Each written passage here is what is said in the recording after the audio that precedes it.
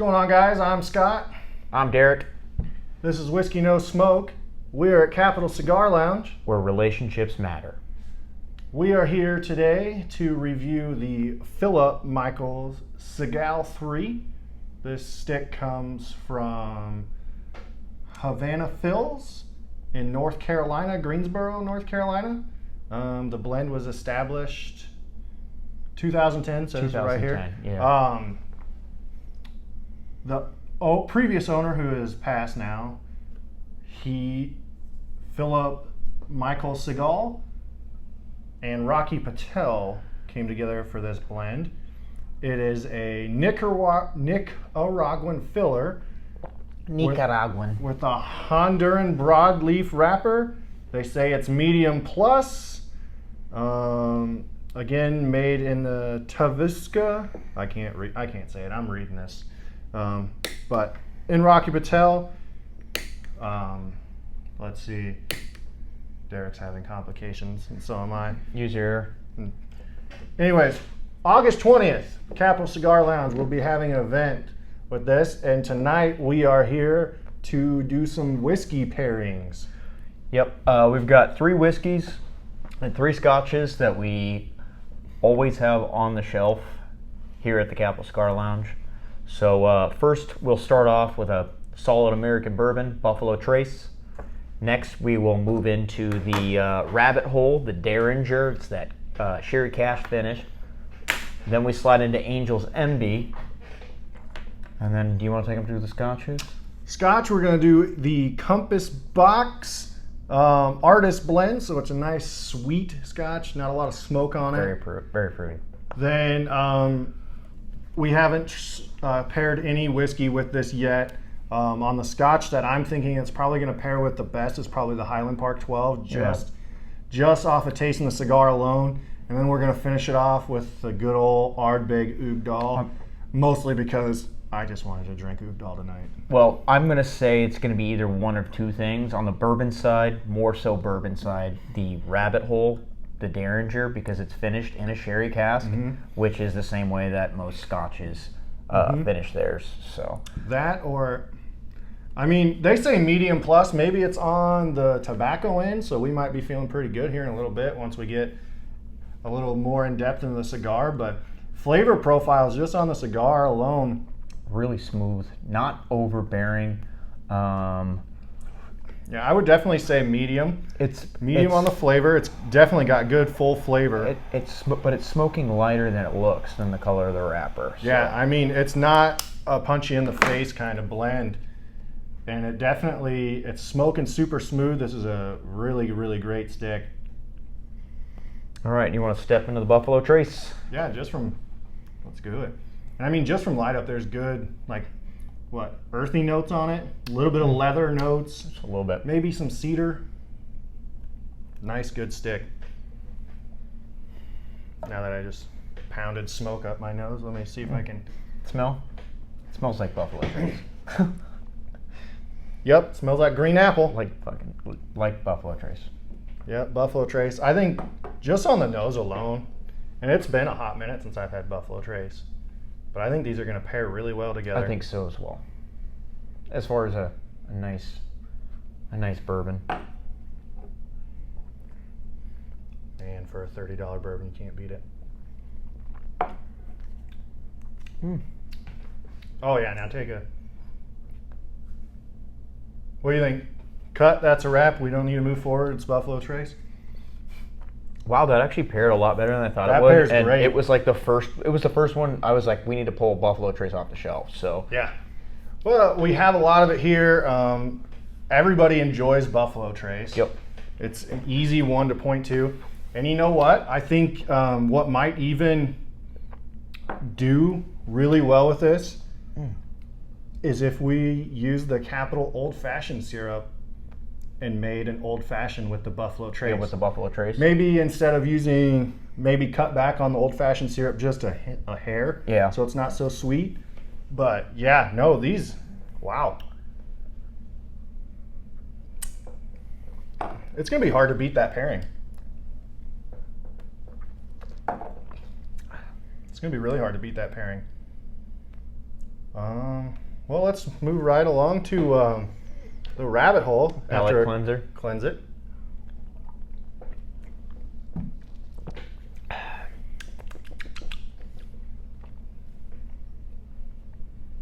Have you had a chance to try this one yet? I have not, but it smells like scotch. Like scotch? Because you're getting those heavy sherry notes. Like a Space Side? Yeah, Like maybe Abalone Highland. almost? I would say it smells a little bit more like the Highland. Really? With a little bit of smoke on it? No smoke, but you're getting I'm seeing the amount of sherry that you're getting off the actual whiskey itself. I'm getting a lot of the more Highland, but definitely for sure Space Side, because I'm not getting any peat. I'm saying Highland, the region, not. Highland, not Space Side. Yes. So, okay, Space Side's very, very fruity. Mhm. Oh my. Yeah. It's very sweet. Man, this. I'm curious to know how it's going to taste. I'll tell you exactly how it's going to taste. It's going to taste like a lighter version of that Woodinville barrel pick we have. Oh, really? That's what this is Like going to taste like a lighter, lower proof? Because we didn't look, this is only 80 proof. Yeah, I know that. So that's why I was Because asking. Buffalo Trace is only 80 proof. 80 proof. Angel's Envy is 90, so 45%. I believe this is 80. And The rest of them are 43. Highland Park and Oogdahl are both 43. So is the Compass Box. And I don't know much about the Compass Box. 43. It seems Why to don't be you try it first? seems to be a standard in the Scotch. Yeah, Scotch doesn't like to go much more than 43. Even their cast strengths are usually like 45. Wow. I've been told that this is both our first times trying the Rabbit Hole. I've been told that this is the best by Rabbit Hole is its Derringer.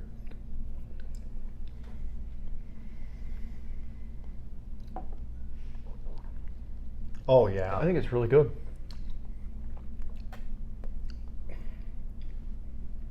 Oddly enough, I think the Buffalo Trace paired better. I do too, and I think it's the sweetness from that sherry. The Yeah, that finish in sherry the cask, you need a. Granted, the whiskey is better than Buffalo Trace. Yes. But when you're pairing a cigar, I think the cigar overpowers the sherry cask. Yes, I think you so want too. a mild to medium stick, not a medium plus. And the more we get into this is definitely becoming a medium plus on the flavor profile, which really suits me. But yeah, I don't know if it will go good with it. But it's a pretty delicate whiskey. Yeah, you know what? I don't think I would pair these two. This cigar and that whiskey, I'm going to say no. But going back and revisiting it, maybe because I'm getting just like on that second sip there, I'm getting just a little bit of, it feels like it's trying to punch up, and I don't know if that's just because my mouth is getting more used to it after having the Buffalo Trace. Yeah, I don't know. You wouldn't be disappointed, but I don't think you're going to get the full version of that whiskey with this pairing. You know what I mean? I think the cigar overpowers it a little bit. Yeah, unfortunately. I think the cigar overpowers it, but we can definitely, I know some sticks. We'll get you paired up with this. This is a wonderful, wonderful whiskey. It's really good. All right. Next is one of my favorites, and it is actually Ethan Nelson, Sir Mix-a-Lot podcast. Yeah. Stirred Not Shaken podcast. He's the bar manager here at Capital Cigar Lounge. It's his favorite bourbon, except for some barrel picks that I've turned him on to, but we won't talk about those. It is Angel's Envy Bourbon. And I believe I said before we started this that I was the bourbons we're doing. You thought that I was thought going to be the this- closest to it? Just by taking a few puffs off the cigar, that this would probably pair the best, and we'll see.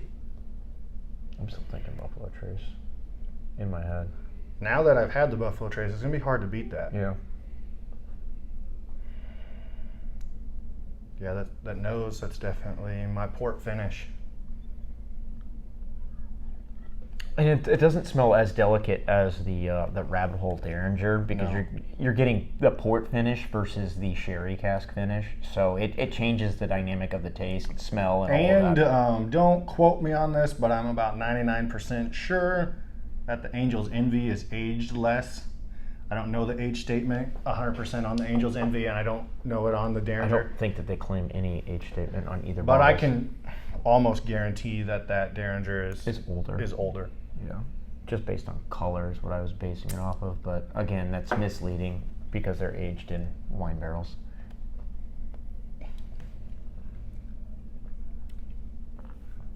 You know, honestly, I think the Angel's Envy might be too light. I think it might be too delicate. Yeah, I'm starting to think that we might have to end up pairing this with I think it's gonna go more of a Scotch. It's either going to be a straight bourbon, or it's going to be a We should have stuck with our Scotch. guns and done the Uncle Nearest 1856. I guarantee that pairs well with this. I guarantee it would too. We literally grabbed it and then put it back on the shelf. To do Angel's Envy. Yeah, like, hey, let's try a couple different things.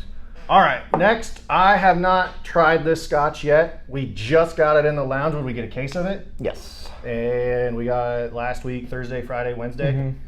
You've had it. Yes. How was it?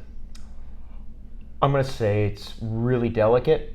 Really delicate? Really delicate. It looks really delicate. I mean, it looks like apple juice.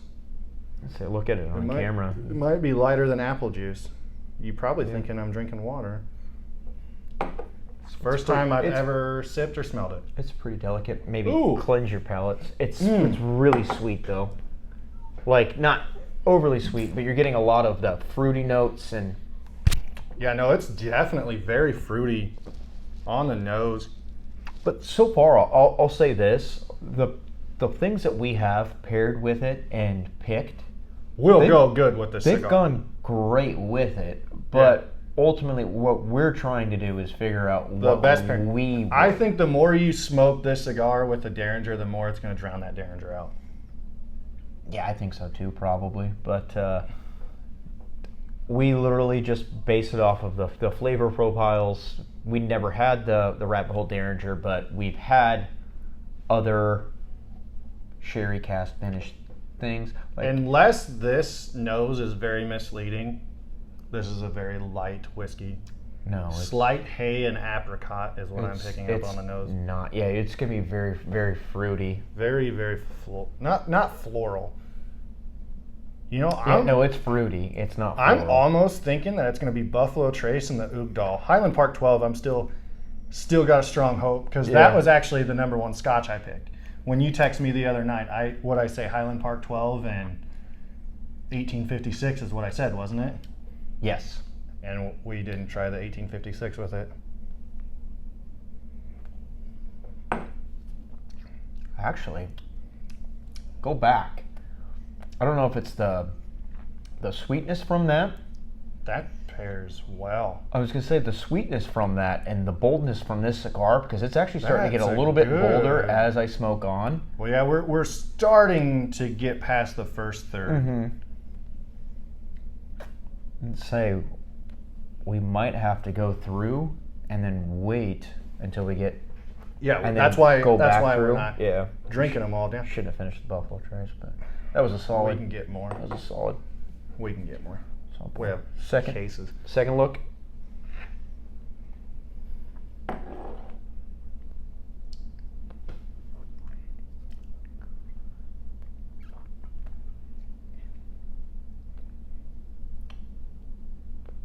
I would recommend that with this cigar.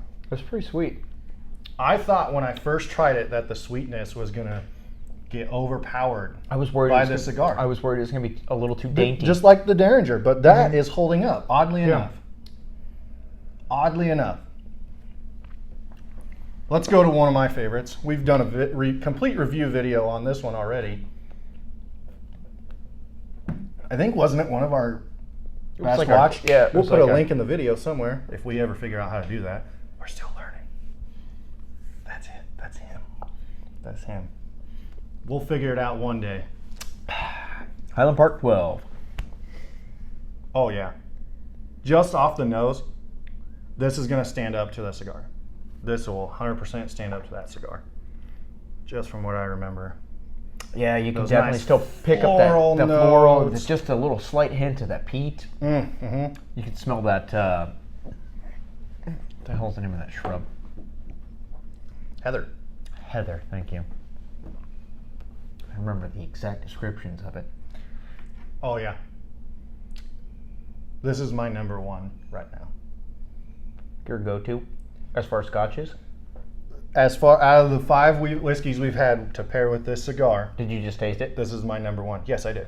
Oh, This would be what I will recommend to you guys so far. yeah.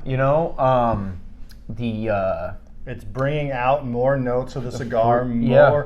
more of the earth and leathery notes that a lot of medium plus cigar smokers It's like. pairing very well with the flow of the scotch. As far as you're getting the fruity notes, you're getting just that slight bit of peat to it. You're getting the more sweet peat, I guess you would call it, from that Highland Park. But no, it's pairing with this cigar very nicely. Little touch up. I think it was more of an operator error on the stick. Just too much going on tonight. We had plans for something else and then it changed, so we were here and needed to make content for you guys.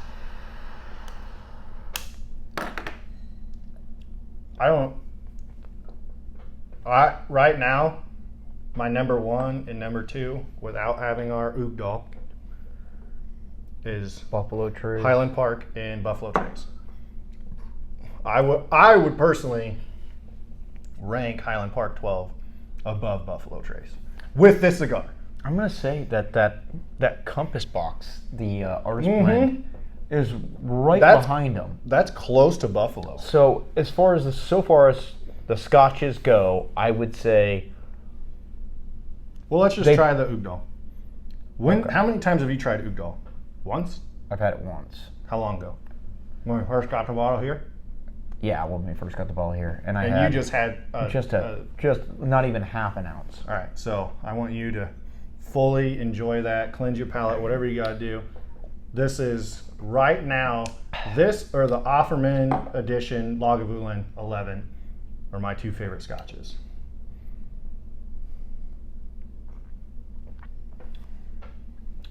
Getting a lot of leather off that with this cigar, and it's because I think that there's a lot of leather in this cigar. Oddly enough, I didn't taste any peat. I taste leather. I got peat in the back of my throat. The very back. The very back. But the thing is with leather. You've had Ardbeg 10 a lot more, and that is a lot more peat and briny and meatiness forward than this. This is aged longer. It's just plain better than the 10. Yeah, whatever. I'll say it. It's better than the 10 by leaps and bounds. Better than the 10.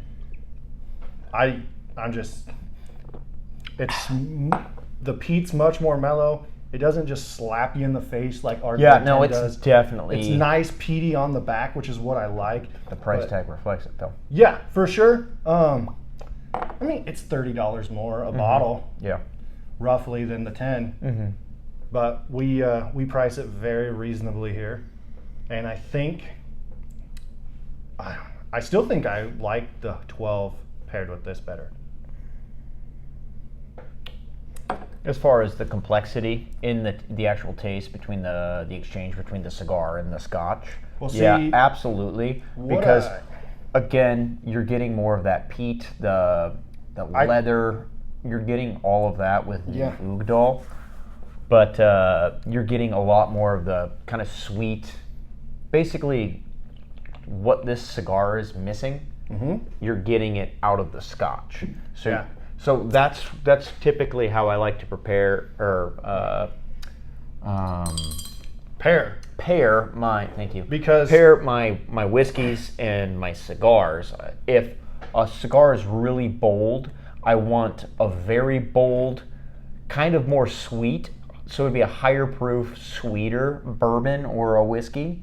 Bourbon, whereas scotch. to Irish, whereas it whatever. complements it. You don't want it to taste the exact same. And I feel like, honestly, with the Oogdal, they just I think are they have the too many exact flavor same. notes. Yeah. The flavor profile is just too similar. Yeah. Because there's no, like, with the Nicaraguan binders and filler in here, you think it'd be a little spicier, but you got the Honduran wrapper, which is known for more mild, less, Yeah. not so spicy.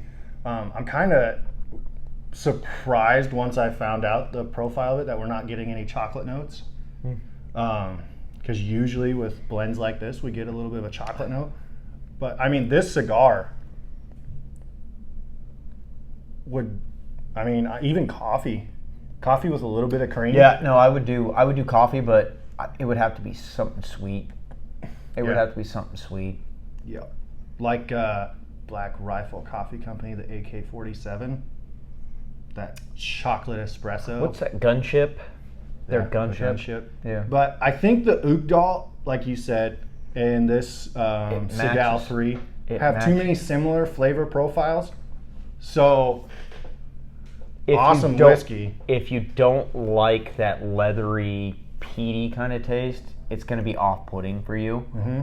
And I think that the Highland Park, even the Compass Box, Buffalo Trace, I want to go back to that Derringer just to see. Yep. After we had that super peaty, if bring in a little bit more sweet with the sherry cask bourbon, if it's going to stand back up, I guess. Because see, now it smells so much sweeter. Because I'm getting so much more, especially after that Oogdal, I'm getting so much more brown sugar. When you hit the Oogdal, did you get any? I start as I deep Oh. into it. Yeah. I started picking up a little bit more vanilla notes compared to like the 10, because the 10 is just brine and meat and walrus sweat. You know, it just. I guess I didn't think about it when I was drinking it. But oh my, Way sweeter. I just said vanilla, and that is the first thing. Because I was getting vanilla like on the finish But it's of like the Oogdal. like baking vanilla, like vanilla extract. Yeah, no, for sure. Not like vanilla bean ice cream. Yeah. This is like vanilla bean ice cream. Yeah. I wonder if it's because we're also working our way down into the cigars, so we're getting into the meat and potatoes of the cigars, so you're pulling more of those oils through. And I don't know. I still think the Derringer doesn't quite hold up. For me, it doesn't. Again, I drink more of the Oogdal than Derek did because it's like I said, one of my favorites. But I wouldn't pair the Oogdal with this cigar, and I wouldn't pair the Derringer with this cigar. The other four, I would pair. I'm not getting any of the vanilla in that. Just on the nose. Oh, you're not getting any vanilla on the Oogdal. It's just a slight hint of vanilla on the end. I don't know why I'm picking it up. Maybe it's because I was thinking Offerman edition. But definitely nice peat and leather.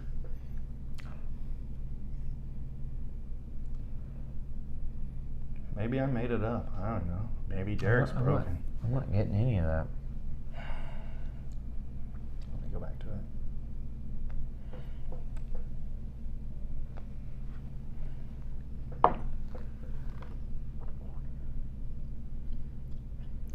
It's I'm picking it up, Like but real subtle. it's just real subtle right on the finish. I'm not getting it. And usually when I don't.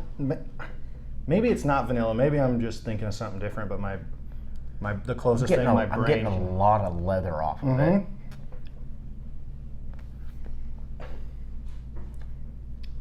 So what do you think? Go back to. Should we go get a little bit more Buffalo Trace? Got some Buffalo Trace back. And my two picks, if you want a bourbon, I'm going to say it right now, I'm going to call it Buffalo Traces. If you want a Scotch, Highland Park 12. That is my pick. I'm going to agree with you. I'm going to say close second for the bourbon. I want to say bourbon-esque will be the Rabbit Hole Derringer. And then close second behind the Highland Park 12 is going to be the Compass Box Artist Blend. I'm just completely blown away at how much this cigar is overtaking the Angel's Envy. I know. I'm and just I thought flabbergasted. I thought it was going to be sweet enough and kind of have the fortitude with that port wine finish. It is a bold bourbon. Yes, it is. Maybe it's because had a fiasco for dinner tonight and ran home and threw some taquitos in the air fryer and burnt the crap out of my tongue. So my taste buds might be all screwed up. Busch Light still tastes good. Busch Light pairs with every single cigar. I don't care what anybody says. I'll tell you what, Busch Light also pairs with every single whiskey. Mm-hmm. What's that George Thorogood song? One bourbon, one scotch, one beer? Well, 3 bourbons, 3 beers, scotches, and 3 beers? Well, 1 beer. They're all the same. So that's 1 beer. Sure. A Shiner Bock would probably go really good with this too, which we also have at Capital Cigar Lounge. Anyways, I kind of want to try that the Angel's Envy one more time. try it again. I just tried it and it's fallen. It's letting me down with this pairing. Still a great bourbon choice. It's so bland. It tastes really bland. Oddly enough, I don't know. It's probably the cigar's getting a little bolder now. The cigar's getting bolder. I'm in my hat. The Buffalo Trace. My second, third. The I've Buffalo drank Trace. more Oogdahl than anything because it's still my favorite out of all of these. Yeah, see the Buffalo. The Buffalo still Trace. holds up.